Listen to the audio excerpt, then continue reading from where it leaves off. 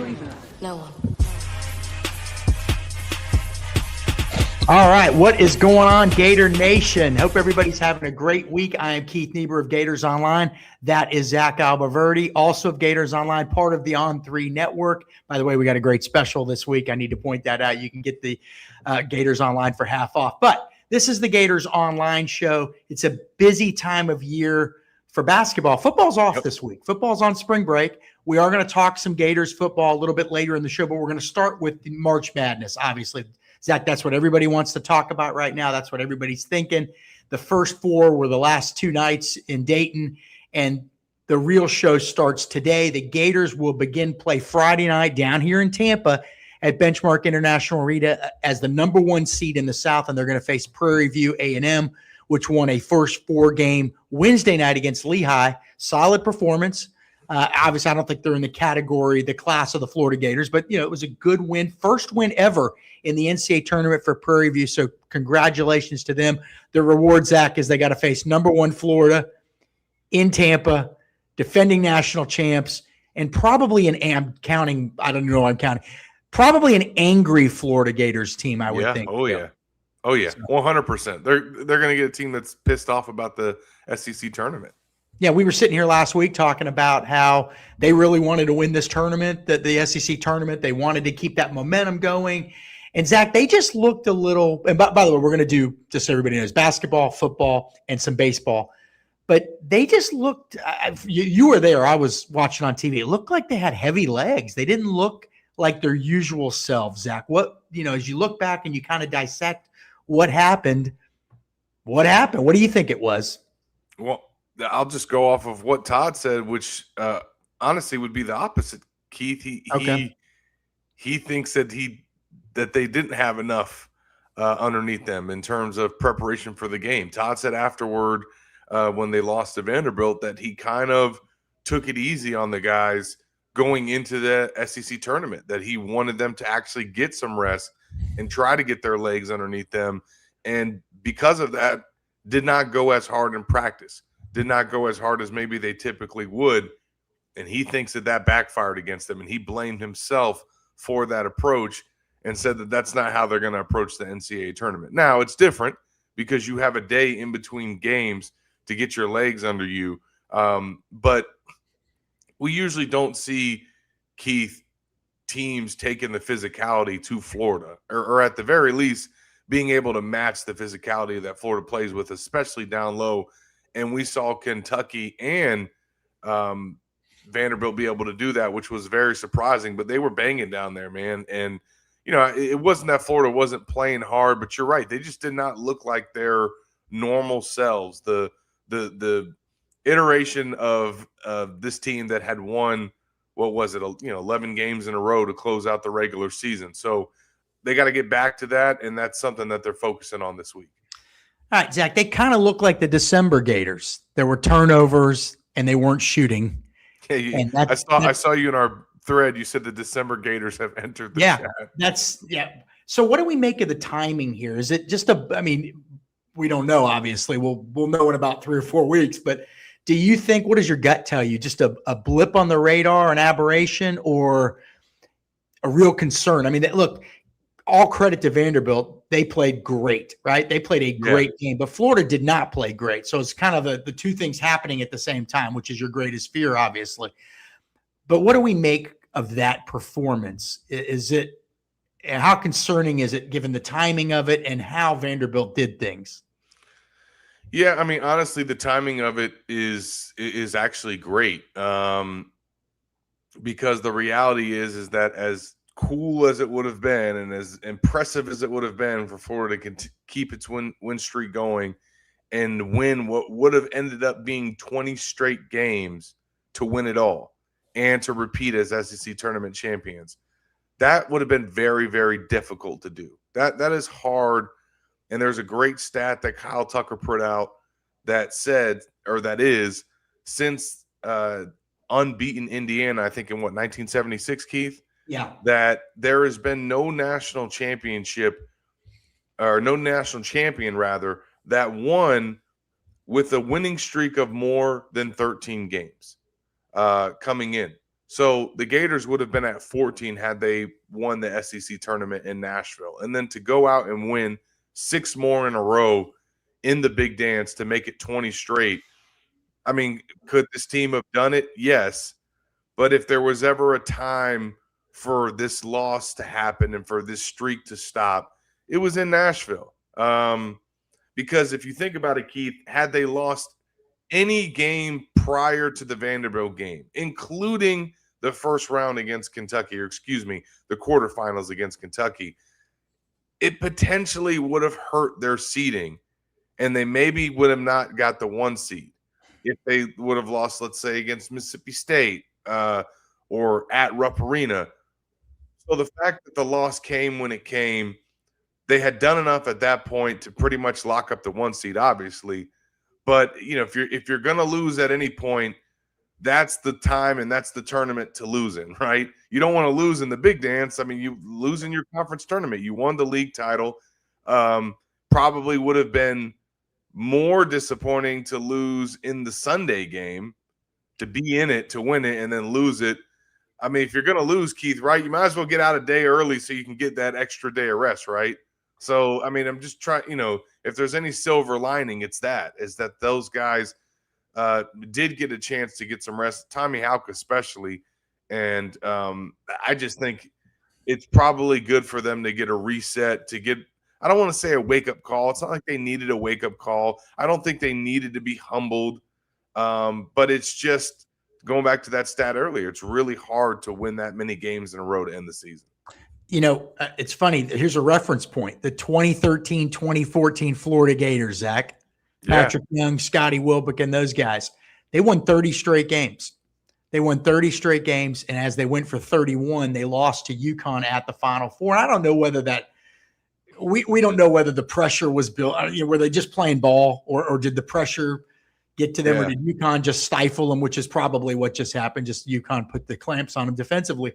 But there's one of those teams that had won all those games, 18-0 in the SEC that year, won the conference tournament, won all those games to get to the Final Four, but then couldn't put the finishing touches on it. So that falls in line with the statistics you mentioned. The Vanderbilt game, they kind of looked, on TV, Zach, they looked a little, once they got down, you could almost see in their eyes they weren't coming back that day. And Vanderbilt was making a lot. People are going to say they made everything. Now, statistics show they didn't make everything, but they made a lot of shots. And their bigs made a lot. My gosh. They played a hell of a game, which brings up my next question. You mentioned to Todd Golden that you thought, let me make sure I'm getting this right, Zach. You asked a question to Todd Golden in the post-game presser, and then again earlier this week about Florida maybe not defending the perimeter that well. And what did he tell you? Because I think this was pretty telling, because as I watched the game, I kept thinking they got to defend the perimeter better. But that's not how Todd Golden sees it. Yeah, no, it was interesting to hear his answer to that. First of all, I misspoke at the presser and had to ask my question twice because I asked it to Todd out of turn. So that was fumble number one. And then when I asked him about it, he'd kind of already mentioned it during his earlier in his portion of the presser.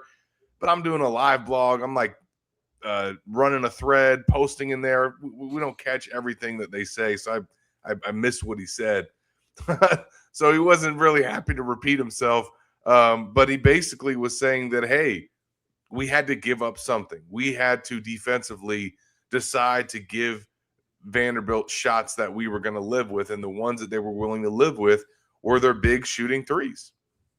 They'd not been great three-point shooters based on their percentage leading up to that game, and those guys just hit it that day. Their bigs were 7 for 10 from downtown. Their bigs were 7 for 10 from. Imagine Condon and Chinyalu shooting 7 for 10 in a game from downtown. That's what Vanderbilt did. Yeah, I don't think I can imagine that. Yeah, that's what Vanderbilt did to beat Florida. So it's just like, as Todd said, like, hey, I mean, like, that's what you're going to give up. And if that's what beats you, you just tip your cap and say, we're going to live with that day. Now, is there things that they could have done defensively to try to close out better, to not give them such wide open shots, because some of them were just wide open? Yes, but that very next game in the championship, those bigs got a lot of those same open looks against Arkansas and did not make them. So it was just one of those days. But I did love that Todd. I didn't ask him about it again Monday, Keith, but he was just talking about it and took a little opportunity to dunk on me and poke fun about having to ask the question twice. So I appreciated that. But it was. I mean, that was something that they had to give up, and Vanderbilt took advantage of it. Vanderbilt was, I think, 10 of 21 from three-point range. Florida was 5 of 17, which on its own, not perfect, not great. But then you combine that with the 3 for 20 3-point shooting game against Kentucky in the game prior to that, Zach. So in the SEC tournament, Florida 8 of 37 from 3-point range. And again, that was the big problem early in the season. And then you had also, again, we said lack of shooting from the perimeter and then turnovers. 14 turnovers against Vanderbilt, right? Not good. And I believe against Kentucky, Florida had, let's check here, I think they had 18 turnovers. So 32 turnovers in those games. You could probably get away with that against Prairie View in the first round game coming up Friday in Tampa. But I don't think you can get away averaging 16 turnovers a game at any point beyond that. That's just the danger zone. Clemson and Iowa are certainly teams the winner Florida would face in the second round. Those are certainly teams, if you don't show up, you're going to have some problems. You're going to be in a game, no question about that. So, Zach, they got to make some shots. I mean, guys were open. They just weren't making them. I mean, this is but the timing of it, again, the timing of the blowout loss to Vanderbilt, first blowout loss of the season. Auburn beat them by 9, whatever.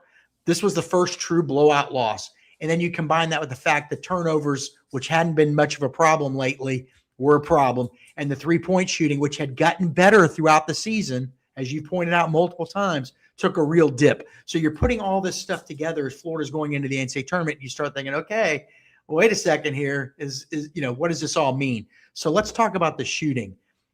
Obviously, that's just how important is it that they at least make what's that benchmark number? Is it 32% or 31%? That they want to be at? Yeah. Yeah, I think 32 is kind of if they're shooting 32, that's a good place to be at. And they were at 36 in February, and then so far in March, they had been shooting 40. Okay. And then, like you said, they took a dip. But look, I mean, Todd was asked about it, Keith, on Monday of like, hey, do you guys need to get that was the question. Do you guys need to get your swagger back after this loss? And he just dismissed it. He does not feel like they have lost any confidence in themselves, that the results of the tourney, the SEC tourney, are cause for concern or a reason to ring the alarm. Like he just did not subscribe to that theory at all. He also didn't subscribe to the theory that it was good for them to lose either. Even though he said that they can learn from it and they might be better off for it. Like he wanted, again, and he didn't change his stated goals. They wanted to keep winning all the way. They didn't want their win streak to stop. But he says, hey, man, before that Vanderbilt game, we were playing as the best team in America, if not the best, the second best, since I think January 7th was the date that he threw out there. So we'll see if Todd's right, Keith. I mean, but we did ask him some of those questions about, how do you bounce back from this? Is this any shot to the team's confidence at all? Because they had been winning so many games in a row, and then to have a blowout loss like this. And again, Todd just didn't feel like that was something that they're going to struggle with coming into this tourney. We'll find out. Easy for them, or I guess fortunate for them, Keith, is that they're going to get the first round matchup that they're going to get, because it's a great way to just get that taste out of their mouth, remind themselves that they are, this one seed, this dominant team, but they got to get back on track for sure. I know you want to jump into the tournament, but real quick, what's the bigger concern do you think right now? The shooting or the turnovers? What's the one? If you can only Turnovers. Okay. Yeah. Because you're going to have bad shooting nights. This team is not a great shooting team. The reason that they can get away with that most nights is because they rebound the ball so well. So they get a lot of second chance points, second chance opportunities, and that can help them withstand an off shooting night. Now, what they can't afford is to have an off shooting night or just to not be a great shooting team in general and then turn the ball over. If you're going to be giving the other team live ball turnovers and easy transition scores, and you're not shooting it well from three or just in general, that's a recipe for failure. So they've got to clean up the turnovers. And you're right, it was an issue against Kentucky, it was an issue against Vanderbilt. They did, the last, 10 minutes of the game kind of cut down on the turnovers, but at that point it didn't matter. Yeah. All right. NCAA tournament. Florida's a number 1 seed in the South region. Back-to-back years as a number 1 seed, not the top overall seed, but a number 1 seed. First time in program history. Yeah, incredible. 6 Final Fours, but this has never happened. So the program obviously is elevated to this enormous level. What's the feeling of the team, the coach and the players, just about the seeding part? I know they have big goals. They want to win the whole thing, but what do they think about that accomplishment?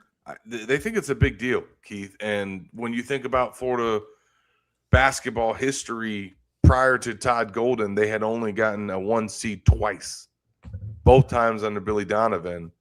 And now under Golden, he has doubled that 1 seeding total in back-to-back years. It just speaks to how elite this basketball program has become under his watch. It also is just a really big accomplishment considering this year's team and how the season played out. If you would have told him or if somebody would have told you, Keith, when this team was 5-4, that they're still going to win the SEC and get a number 1 seed, I don't know how many people would have believed that. I could have maybe seen it, but man, at 5-4, like it certainly did not look like that was in the cards for this year's group. And something that we mentioned, and I'm going to throw it on the message board today, Keith, because I'd love to get thoughts from our subscribers at Gators Online. We got a great group over there with some great interactions on topics like this. What's the better coaching job by Todd Golden? Last year or this season? Okay, the obvious, if we're going off results, you can point to the championship. This year's story isn't done being written yet.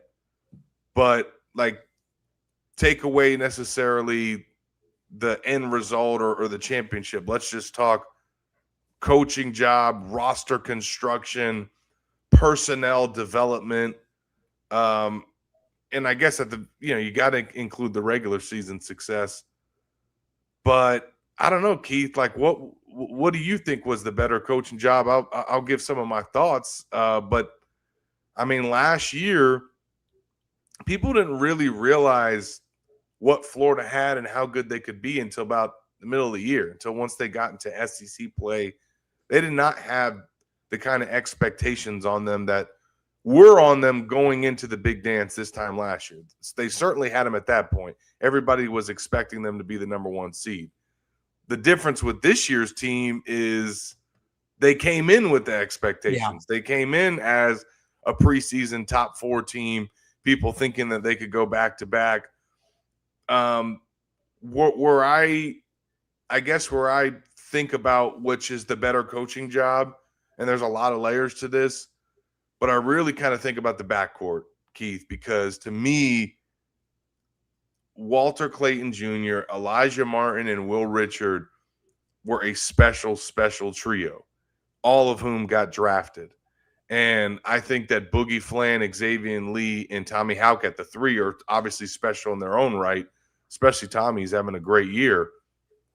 But let's be honest, those guys have not, collectively, especially the 2 guards, have not played at the level that Walter Clayton and Elijah Martin did.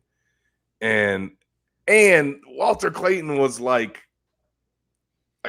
we're talking about one of the greatest basketball players, if not certainly the most clutch shooter, in my opinion, in school history.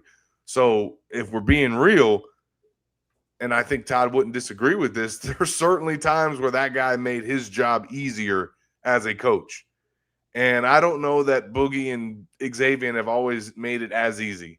And so that's kind of where I'm leaning, but I want to get your thoughts, Keith. Yeah. Okay. So I would lean right now that this is the better coaching job this year. Because again, so let me go back, Zach. Back in the 90s, Florida won the national title in football, and Danny Werfel left, right? He graduated. And people thought, yeah, but man, Doug Johnson's waiting in the wings. He's ready to go. There's actually more talent now on the team. Like the team overall probably had more talent in 97 than 96. Some people would argue. But replacing the greatest quarterback at the time, and maybe still in school history, is easier said than done. Yeah. So replacing a guy, I don't know where Walter Clayton ranks among the greatest Gator basketball players. He may not even be top 5, but he had the best season. He had the best season ever for a Florida Gators basketball player. I mean, look, Neil Walker went number 2 in the draft. Vernon Maxwell was an NBA champion and an all-star. I think he was an all-star. Mike Miller, there's been great players in the NBA. Bradley Beal that guys that I think, quite frankly, have more talent and are better players than Walter Clayton. But none of them played as great as Walter Clayton. On the stages that he reached. That's right. And that's not anybody thinks I'm diminishing Walter Clayton. I mean, Mike Miller, we're talking about studs here, okay? Jason Williams, Udonis Haslem, Al Horford, Corey Brewer, Joakim Noah. I mean, there's a lot of guys, right? So you had to replace a guy that was coming off. The guy had the greatest single season in school history. There's no question. Forget about scoring average. Walk averaged more. Vernon averaged more. Clutch shots, like you said. So replacing him and still being a number 1 seed. Now, if they turn around and lay an egg in the second round, Zach, then we have to reevaluate. Yeah. We reevaluate. But as of right now, like if this team gets to the Elite 8 or better, then I say it's got to be this team. It's got to be this year's job. But look, I mean, you're almost splitting hairs. It's kind of an argument. Like at the end of the day, it's a cool argument, but it's also one that, like, hey, man, they were both great. Yeah, they were both freaking great. They were. Well, so the other thing that gives the edge to me for this year's group and results is 2 things. 2 more things, should I say? Yes, the guards, but so to me, part of it is like Walter Clayton and Elijah Martin were great and elite. And yes, maybe they got better over the course of the season, but they were at the level that they were at. Boogie Flan and Xavier Lee have been developed and coached and brought up through this season by this staff. So they have raised their game under Todd and his staff's watch. But it's also the other guys. It's also Tommy Houck switching to the 3 seamlessly and having a, player of the year type season.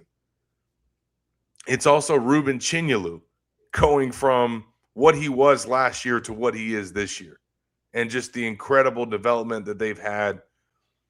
And then even some of the other guys like Urban Klavzar taking his game to the next level and becoming 6th man of the year. There's so many development stories. And yes, there were last year. Walter Clayton going from shooting guard to point guard and making that transition when so many people doubted it and thought that that wasn't going to work. Remember that, Keith? Yeah. So there is some development. I mean, Will Richard last year and what he did to kind of finalize his development as a college player. But I would argue that there's probably better coaching jobs maybe this season with some of the developments of their players from where they started to where they are now. And then the last but not least that I think definitely makes it edge this year is the staff. Todd lost 2 of his best assistants and had to go and obviously he promoted Jonathan Sapphire, added Dave Klatsky, but what Todd had to do internally to kind of readjust, and I think he's taken on some more coaching responsibilities, and for this staff and him specifically to keep this thing humming despite losing 2 of their top assistants, I think just it speaks to how great of a coaching job this is this year, which is why I won SEC Coach of the Year. Yeah, and I got to say, you look back to last season, they didn't just put a team together and move Walter Clayton from shooting guard to point guard and bring in Ruben Chinyelu and all that and all these role players. And, Todd and the staff had to deal with all that noise off the court, man. Yeah, that's true. I mean, I haven't thrown that into consideration. Holy cow. So they've done obviously they've done an amazing job. Okay. And historically, we're going to look back on this run here and just kind of, you'll just have a glow about the program. It's fascinating. I agree with you on Thomas Houck though, because remember now, there were a lot of experts that said this is going to be great.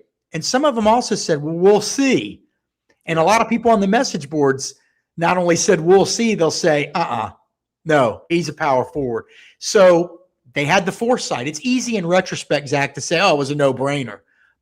And maybe it was to Todd Golden, but a lot of people didn't view it as a no-brainer. They wanted to see it work. And then you look at the bench, bring in the Brown kid, who's been a tremendous role player this year.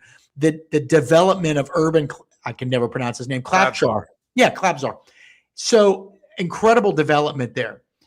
And so, all these things working together. And also when you bring in the new players, it was going to take time. And the schedule jumped up a notch this year too. So the record isn't quite as good as it was at this time last year. It's only a couple games off though. And so it's been amazing. There's no question about that. Zach, you ready to talk a little bit about this bracket? Because man. Yeah, man. All right, South region. Florida's the number 1 seed. Houston's the number 2 seed. If they play, and by the way, one doesn't always play two, doesn't always work out that way. They would be meeting in Houston. So a pretty significant edge for Houston, although we need to point out Florida. I don't have that happening in my bracket. Who do you have? You have Florida losing Friday? No, I have Florida playing Illinois. I got Florida playing Illinois. So there's your number 3 seed, Illinois, a very good team. So, I was on another show last night, our friends at High Top, and they said, Ken Palm ratings actually show Florida's region as being one of maybe the easiest one. And I'm like, wait a second. Florida's a solid one, but Florida's the lowest rated of the ones, but it's the solid one. Of the twos, is there a more dangerous 2 than Houston? I don't know. Of the threes, especially not in Houston. Of the threes, is there a more dangerous team than Illinois? They've been top 5 in the net rankings for quite a while, or were. I don't know if they finished there. 4s where I am like, I don't know. I would have had Vandy. I mean, it really doesn't matter, but I would have had Vandy 4 ahead of Nebraska, quite frankly.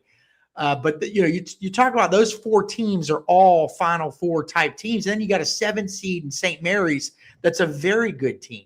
So, is that you send? What did you just send me? No. I'm sending you to put. We'll put it up when we talk football. Disregard that for now. All right, Zach knows I butcher these names, but no, it's a strong region. Obviously, Houston, Illinois, and then but the potential for a Vandy Florida rematch. And Zach, here's what's so fascinating. Vanderbilt not only just beat Florida pretty badly, they easily could have won that first meeting in Nashville. So it's a true one of those things where, Florida's the better team. Florida's got more NBA prospects. Florida has got a more established coaching staff. Florida's probably got a better bench. But man, what do they say in the NCAA tournament? It's all about matchups. And that is just a wild matchup for Florida where Vanderbilt just seems to not, I don't want to say have Florida figured out. I don't even think that's it. I just think it's just a bad matchup. Yeah, they're smaller, and they're fast. They're fast, man. All right, so what do you make of this bracket as a whole, Zach? Well, I mean, I like Florida's draw, and I understand that. Yes, there's some potential, landmines on their way to try to get to Indy, but like I think about, Duke's road to the Final Four. I think it's much more difficult than Florida's. I think Arizona's got a difficult road to the Final Four. Michigan, maybe not so much. I think Michigan probably got the easiest draw of the 4 1 seeds. But look, man, Florida, given what they went through last year, and I know last year is last year, but like it's going to take a hard road to get where you want to go. Like there's just no way around it. Like you're going to face some tough matchups. I think that second round matchup, probably more so Iowa. I think Iowa could be the more challenging team for Florida to face. that's going to be difficult. And then whether it's Vanderbilt a third time or Nebraska in the Sweet 16, that's going to be no cakewalk. If Florida ends up having to play Houston in the Elite Eight, like, oh my gosh, that's very difficult. However, the Gators played Houston in San Antonio in the national championship. That was almost like a home game for Houston in that arena. I was there. So, again, that was last year's team, but like they've a lot of these players and certainly the staff have had to be in those moments and be in those tough predicaments and find a way to pull it out. Best case scenario, Keith, in my opinion, is they see Nebraska instead of Vanderbilt, and then they see Illinois instead of Houston. And the reason I say that is because obviously it's hard to play a team 3 times. And I think for Vanderbilt specifically, that's obviously we just said it. It's a tough matchup. Illinois, if Florida meets Illinois in the Elite Eight, 1, they're not getting Houston in Houston, but 2, they're playing a team that they've already played this year. But it was in the preseason. It was in this preseason, secret scrimmage. But the Gators beat the Illini in that scrimmage. And I want to say I have to go back and look, but they did not have one of their players in that game. I think it was Alex Condon. Okay. So if Florida ends up meeting Illinois in the Elite Eight to make it to the Final Four, again, going back to what I was saying earlier, we're talking about their path. Now, if they end up having to play Vanderbilt again and then Houston, that's tough. That's tough.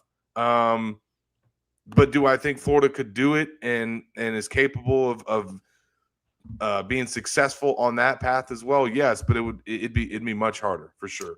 All right, Zach, I need you to do me a favor here. I need a softball. Throw me a softball. Ask me what I think of the what I think of the Florida-Houston game in San Antonio. Could you just ask me that? What do you think of the Florida-Houston game in San Antonio, Keith? I will never forget the Alamo Dome. All right. So listen, man, it's a great bracket. It is. They're all, like you said, the Michigan one's the one that stands out a little bit. I got them in the national championship because of that. And Dusty May. How about Dusty May? The job he's done at Michigan. Maybe Mike White can knock him out in the second round. His former assistant. So to get to these matchups potentially against Vanderbilt. By the way, Vanderbilt's playing in that 5-12 game against McNeese. Man, you never know what you're getting in those games. There's usually always a 5-12 upset. That's right. But Clemson and Iowa playing Friday in Tampa. Clemson and Iowa. Clemson's the 8 seed. Iowa's the 9 seed. These are not the winner of that game is not just a game where if you're a Florida fan or a Florida player or coach, you can say, well, we should roll in that one. And they might, but they might not. And let's take a look here real quick, Zach. Clemson, ACC, they are, what is their record? 24-10. Now they've got some decent wins, but also some notable losses. They lost to Alabama, a very good team, by 6. They lost to BYU, a very good team, by 3. I need to point out that the Alabama loss was at Alabama. They've got a lot of close losses. They lost to Florida State by 5. They lost to North Carolina by 4. And then they just lost to Duke in the ACC tournament by 12. This is a seasoned team. They played Duke a few times, I think 3 times. They played North Carolina. They're not bad. They're capable of beating pretty good teams. Let's put it that way. They've got some quality wins. And then you've got Iowa. Again, similar record. And Iowa's losses, I'm trying to think here. They have a 4-point loss, Zach, at Iowa State. Okay, Iowa State, a very, very good team. They've got a 19-point loss to Michigan State. That's an ugly one. They lost to Illinois in a game at home by 6. That means it was a competitive game. They lost at Purdue. Again, a very good team. On the road by 7. They lost to Purdue then at home by 20. So there's some anomalies in there. But by and large, when they lose, here's a loss to Michigan just 2 weeks ago, Zach. 3 points. Okay, they only lost to Michigan by 3 points. They lost to Nebraska by 9, but in overtime. And then they just lost to Ohio State at the Big 12 or Big 10 tournament. So these are teams that they're dangerous, man. They're not bad teams. I don't know enough about them, quite frankly, to say who I think Florida would be matched up better on, to be honest with you. You got any insight on either of these teams? I just don't, Yeah, I would say if you're Florida, you want to play Clemson. And the reason why is because Clemson just lost its one of its bigs to torn ACL in the ACC tournament. So he's one of their leading scorers. Carter Welling, he averaged 10.2 points per game and 5.4 rebounds. So he was one of their top contributors, and now he's done for the year. So that gives the Gators, if you're looking for an edge here, especially in an 8-9 matchup, I think having that potential advantage in the front court with him being out and you being able to even, dominate the glass even more, that should be advantage Florida. So I think Iowa maybe could potentially be the tougher matchup, but I'm expecting I'm Iowa to win that first round game as well, but we'll see. Good. There's two teams, similar resumes. Do you think, you got to put a bet down, let's say. Does Florida make the Final Four, in your opinion? I think that they can make the Final Four, and I'm expecting them to, personally. Okay. I think they make the Final Four. 51%, 60%, 70%? What is your gut telling you? They got an 80%, what do you think? Oh, man. I got a little bit difficult. There's so many variables. Yeah, there is. I would say I think their chances probably go down if they play Houston. But if they end up not getting matched up against Houston, I feel very confident about Florida making the Final Four. I even feel confident if they play Vanderbilt again. Because I think if they get that matchup again, Keith, they're going to be pissed off. They're going to be hungry to play those guys again. They're going to have a different game plan. And, yes, they beat them already once. But as Todd said, it kind of took one of Florida's best games of the season for the Gators to be able to win at Vandy. So it's not an easy matchup, but I think Houston is the key. If Florida gets – to me, if Florida doesn't make the Final Four, I think it's losing to Houston. Okay. That's where I see that happening. Before we move on to football, I wanted to ask you one more question. There's been a lot of debate about who would have been the tougher 2 seed. Almost everybody universally on our board wanted UConn over Houston largely because Florida be playing Houston. I actually think UConn is a worse matchup for Florida. They just seem to play well against Florida, right? You know what I mean? I don't know what it is. So your opinion, do you think would you have rather UConn be the 2, or it's a tough call. There's both good teams, obviously. And UConn's coming off. Hey, look, they're coming off of an embarrassing loss of their own to St. John's in their conference tournament. Honestly, I think for Florida, and I think for them, I think they probably would have preferred UConn, which is you never want UConn or ask for UConn, but I just think, again, Houston is once again a tough team defensively, and just playing Houston in Houston does make it a more daunting task versus I think if you're playing UConn there, it just doesn't feel that way. And again, I would have loved to see those teams run it back now that Florida's playing the way that it has been playing, and especially with UConn playing the way it's been playing as of late. But that's not how it worked out. But I see where you're coming from, Keith. Because it's still UConn, it's still Dan Hurley, and that's either one of those teams were going to be a difficult matchup for Florida. Yeah. All right. So one thing in working in Florida's favor, Zach, is that they've been into some hostile environments and won this year. They won at Texas. They won at Vanderbilt Memorial Gymnasium. Actually, I think you could argue that's probably the second toughest place to play in the SEC, given the way the structure of the baseline court, the benches are and all that stuff. They won at Rupp. So they've been tested on the road. They also played UConn at Madison Square Garden. I think you were there, right? Yep. So they have been tested. They played Arizona in Vegas. I'm sure there was a lot more Arizona fans there. So, I think they're ready for this. Which is good for a potential matchup with Houston, that they played that Arizona game in Vegas. It's very going to feel a very similar feel. That's right. One last thing here. If my math is right, Florida's got 3 national titles overall, but 3 this century. And I think that ties them with Duke and North Carolina. and UConn's at the top with, I believe, 5, and they also won in 99. So anyway, 5.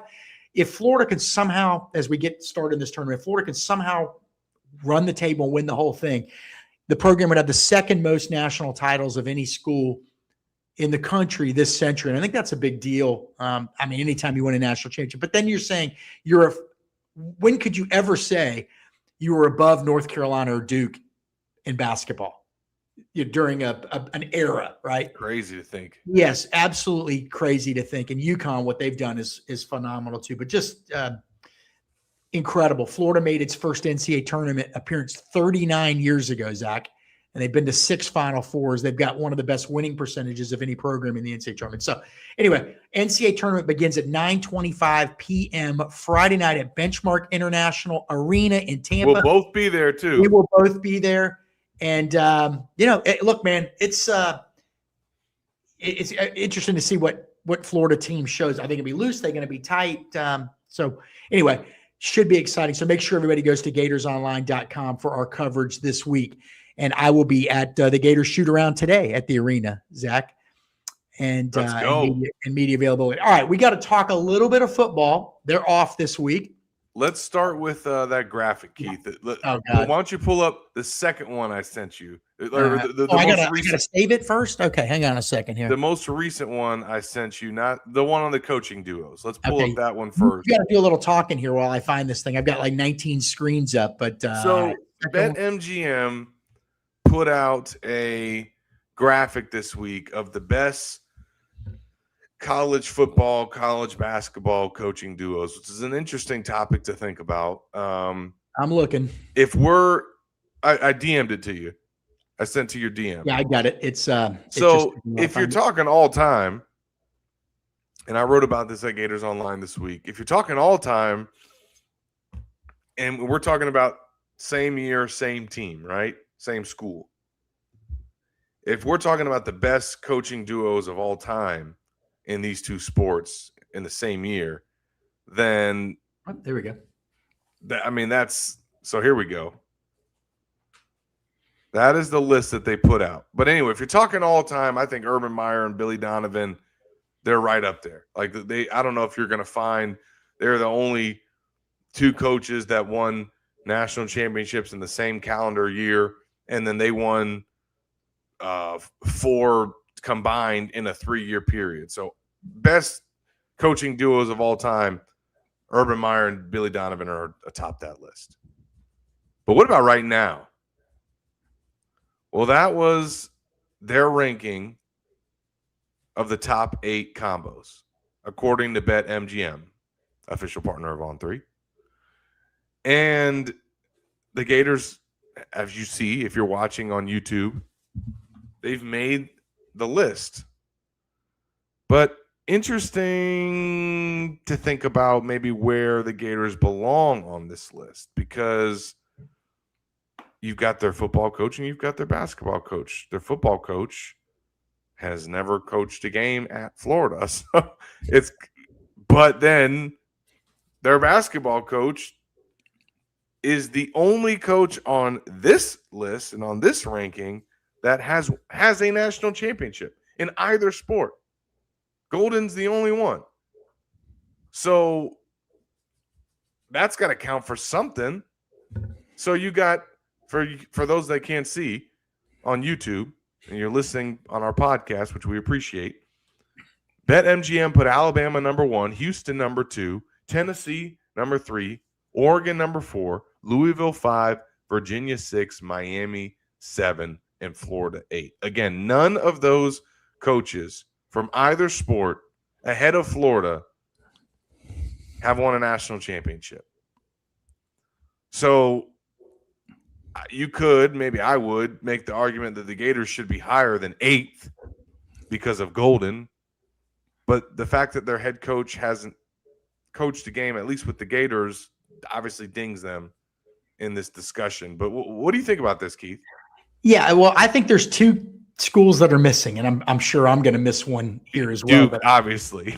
What's that? Duke, obviously. Well, I could argue that Texas should be on there because I think Sean Miller. Yeah. and Steve Sarkisian. I mean, Steve Sarkisian gets a lot of heat, and I don't believe Sean Miller's ever been to a Final Four, but they're always in the picture, those guys' teams. Now, Sean Miller obviously is in his first season back at Texas, so that would be one.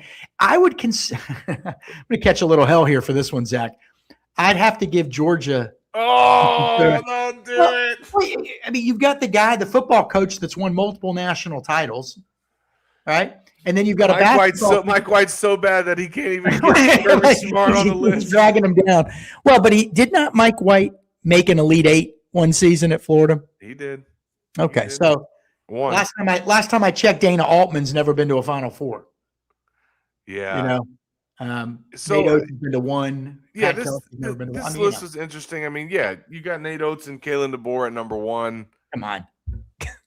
Listen, there's not a basketball coach on this list better than Golden. He's beat them all. Yeah. He's literally, or at least the top ones. It's a little bit of a projection on Jay Lucas, too. He's done a hell of a job this season at Miami, but there's no conference championships between either one of those coaches. All right. To me, I take that back. I'm sorry. Mario won a conference championship at Oregon. Forgive me. Here's a great comment from Tez Henry. He says, "Hey man, at least Summerall's made the college football playoffs. Yeah. Not all those coaches can say that." Yeah. Did it at Tulane, but I don't know. I just think to have the coach with the only national championship as eighth, because look, I mean, like if we're judging them equally. And you were to say, okay, you get this many points for winning a national championship, this many points for making the Final Four, like Golden, because of that national championship, and then add up the two coaches based on how much that they earn on our point system, and then your final score is where you're ranked. Well, let me ask you this, Zach. I mean, Sampson's been around a long time. Kelvin Sampson's been around a long time. Golden's Barnes has been around a long time. But Golden's got a championship. So you could say, okay, so Golden's got the edge over Sampson just by the fact he's got a national championship. Now, in a head-to-head game. Yeah. Now, some people may argue, the body of work, Kelvin's been doing it forever. He's got all the wins. Okay, but a championship's a championship. And Willie Fritz is a tremendous coach, by the way. But what has he accomplished that's more than John Summerall? They were at the same school. They pretty much won the same things. So I don't know. At the very least, they would be even, and then Golden would be ahead of Sampson to me. So I mean, that's your number two group right there. This list was just thrown together. Well, hey, as most lists are. Okay, but it's good. It's good. It's an interesting discussion. All right. Any other football you want? I just want to let's. Yeah, they're off this week, so we don't have too much to get into, Keith. But let's put up the other graphic.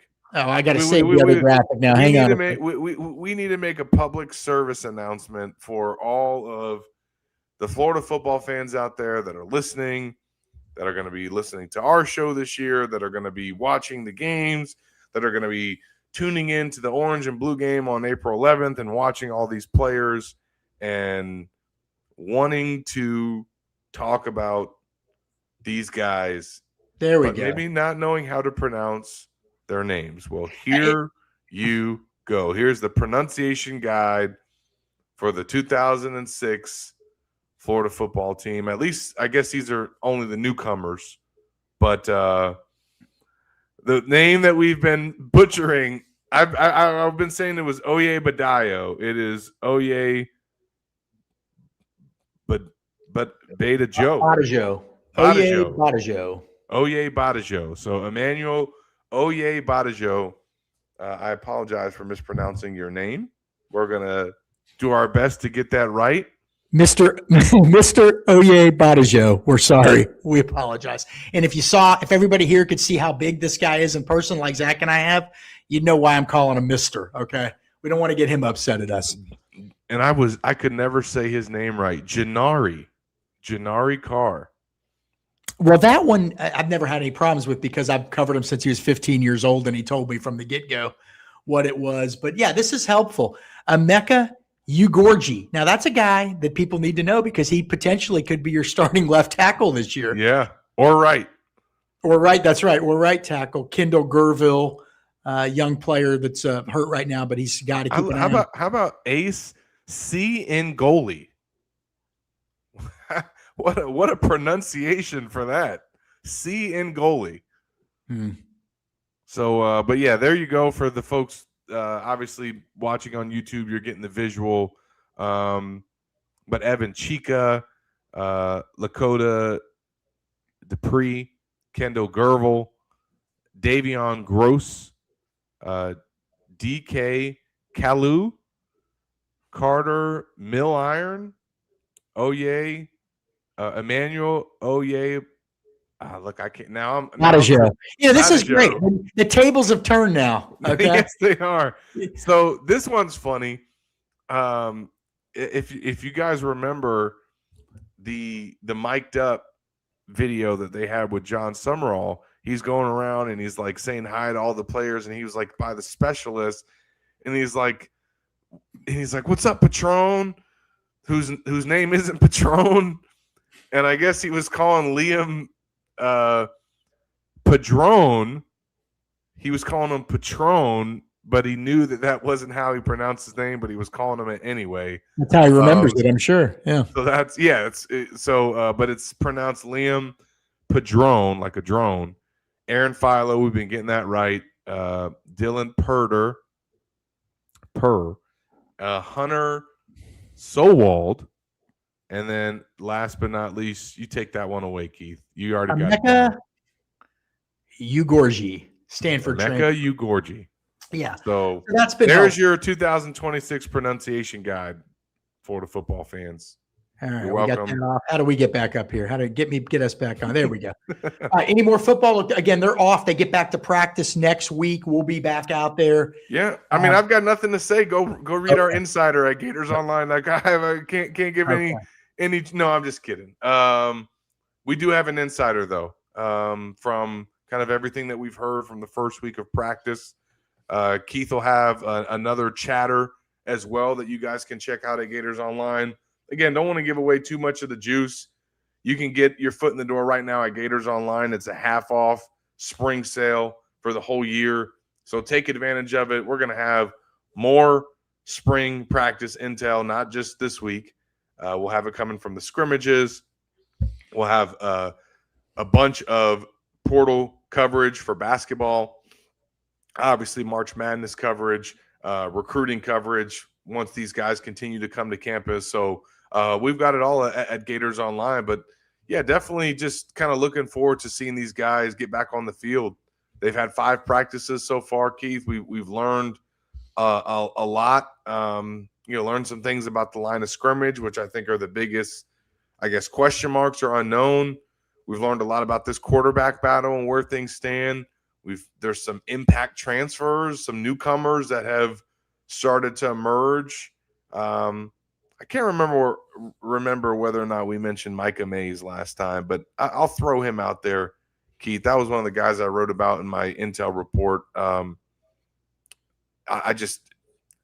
I've had more people mention him to me in reporting on this story than anybody else, and I know you've had some sources tell you about him as well, Keith. That is one guy that they are very happy with, that they've gotten out of the portal, and he's getting a lot of opportunity to play because Dallas Wilson's out. So I can't wait to see this receiver group, man, because they got a lot of weapons, Keith. They do. Oops, get you back out there. All right, so let's. You ready to move on to baseball? Yes, let's do that. And before we do that, we'll do an ad read. Yeah. Real quick for our guy Andy at myperfectfranchise.net, and I want to give him a shout out. This is his favorite time of the year. Andy Ludicky is sponsoring our baseball coverage this spring. He's a huge baseball fan, and from his line of work, he's seen firsthand the fantastic traits that baseball players bring to the franchise world. Are you sick of your job and ready to leave the corporate rat race? Wanting to diversify, build wealth, and or leave a legacy? You have a job and just want a side hustle? Andy can help. He is a franchise consultant as well as a franchise owner and helps people find franchises that fit their skill sets, passions, financial requirements, time to commit, and more. His services are 100% free, and he's here to help if you have any questions about business ownership. Head to myperfectfranchise.net to learn more. You can call or text Andy anytime at 404-973-9900. 0-1. All right, Zach. And Andy does a great job, by the way. I've dealt with him personally. He's fantastic. But Zach, Florida baseball is 19-3, ranked number 17 by Baseball America, and 3-0 in the SEC, which is huge. Obviously, they hosted South Carolina last week, and South Carolina's been struggling. Man, this ain't the program that we're used to seeing. But Florida really needed to work hard to get those first 2 wins. The bats just weren't there, but the pitching really was. Finally, in game 3, the bats exploded. Florida got the sweep. They also beat FSU leading into that series and then just beat Stetson the other night. So Florida's sitting at 19-3. This week, they go to Alabama, which is sort of going in the other direction. Yep. 15-7, 0-3 in the SEC. Were just swept in their first SEC series by what's apparently a solid Kentucky team. They've lost 4 straight games. I think they lost an in-state matchup the other night. Florida's pitching, Zach, has just been phenomenal. I got some stats here.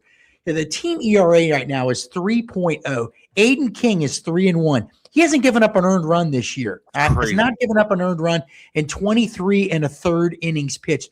Liam Peterson, after a rocky outing in game 1 against UAB, the opener, the season opener, didn't look good, didn't even make it to the 4th inning. It wasn't like they hit him that hard, Zach, but his control was wild. He was all over the place. His ERA was in the 10 range after the opener. His ERA is now down to 2.84. He's 1-0 in 25 1/3 innings pitched. He already has 44 strikeouts. As a team, Florida has 246 strikeouts in 192 innings pitched. They're developing a closer, that Joshua Reitnauer, that's got a 0.0 type ERA. He's been sensational, 11 1/3 innings. Ernesto Lugo Control has been solid in relief and out of the pen. Luke McNeely, Jackson Barberi. Ernesto Lugo Conchola. Yeah, I think what was he, the D2 player or pitcher of the year last year. And then just a couple nights ago against Stetson, Russell Sandifer, who has sort of just been a reliever, got the start, and he threw a sensational game, and his ERA is down to 2.25. So the ERA is at 3.0. The hitting's still like kind of a work in progress. There's still some guys like Cade Kurland at second base that have been injured. But it looks like Kevin O'Sullivan's got another capable team, Zach. They're just riding the arms right now. But look, I mean, you saw him. You went to the game the other night, right? No, I did not go, but I covered it. Okay. So it feels like now this is going to be a more of a test this week. And I know Alabama's coming off of getting swept by Kentucky, but they were 3 competitive games. South Carolina is just kind of in a tailspin right now. So it should be first road series against an SEC team, a quality opponent, and should be a big test for the Gator boys, Gator baseball boys. No, it should be. And look, they got to be feeling good about where they're at as a team right now. I mean, that was a tough series loss that they took to High Point. Oof. They took it on the chin. They came back and won the series finale, which was probably a great way for them to kind of get that taste out of their mouth. And since then, they've kept it rolling. You know, they got the win over FSU, the sweep against South Carolina. They sweep their regular season series against Stetson. They're undefeated in midweek games this year, and they're kind of trending at the right time. This is the first time they've started 3-0 in the SEC since 2021. And they also kept their streak going in SEC series. They've won 7 straight now if you date back to last season. So, look, their arms, like I was really impressed with Sandifer on Tuesday in the starting role. Keith, you could see why there was talk about him. There was talk about him being the Sunday starter when he transferred over from UCF and ended up being Walls. But they've got a deep pitching staff. I think the thing for them obviously is they need to keep shoring up their defense and play better there. But they're getting consistent production out of their bats and guys that are contributing. I mean, the last game that they just had against Stetson, I think they had 3 guys start 2 for 2 at the plate. Ended up with 4 guys that had 2 hits. Stanford left the yard. I mean, they're getting a lot of contributions and still waiting to get Kurland back as well. So once you have him back in the lineup, that gives you another one of your top bats. So I like how the schedule sets up too.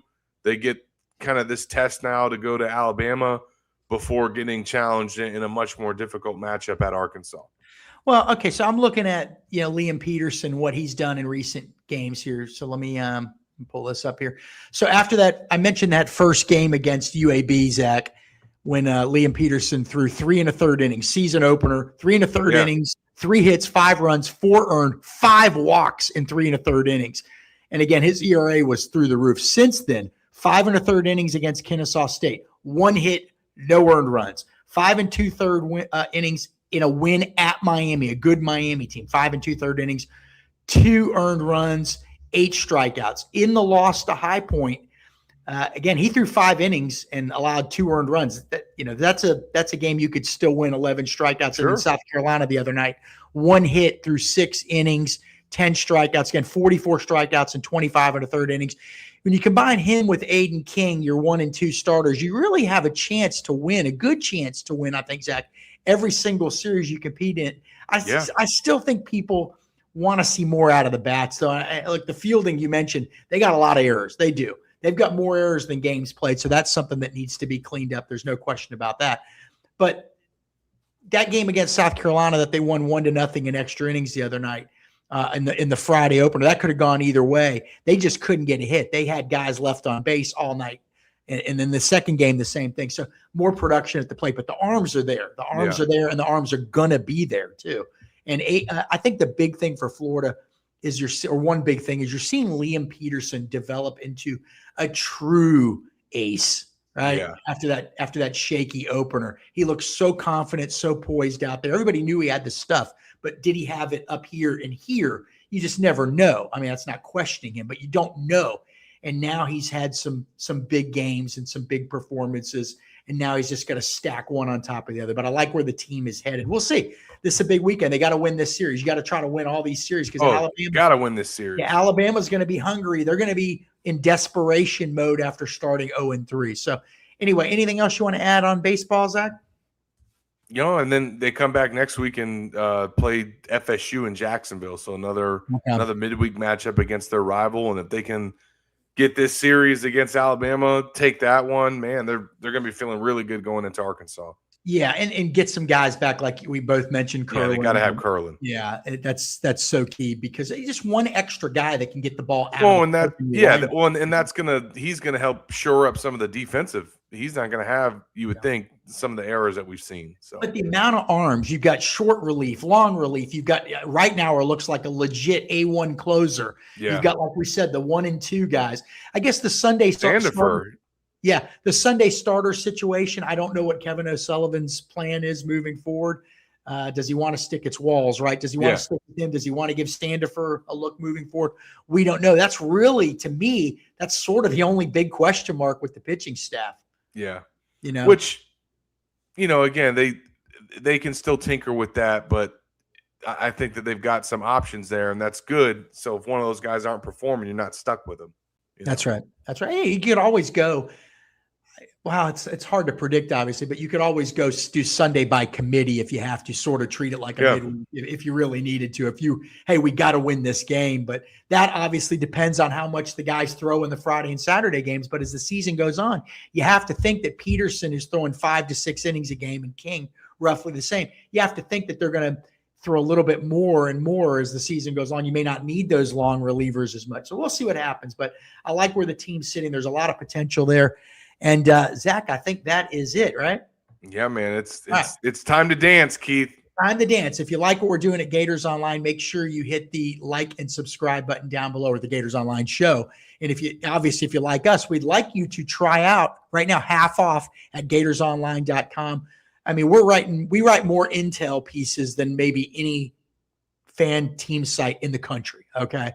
That's through years of experience of examining, dissecting other sites. So you're going to get the intel, you're going to stay ahead of the action, and you're always going to know what's going on with each, all the big teams at Florida. So we appreciate all of our subscribers here. We appreciate all of our subscribers at Gators Online. If anybody is coming down to Tampa, if you see Zach or I, say hi.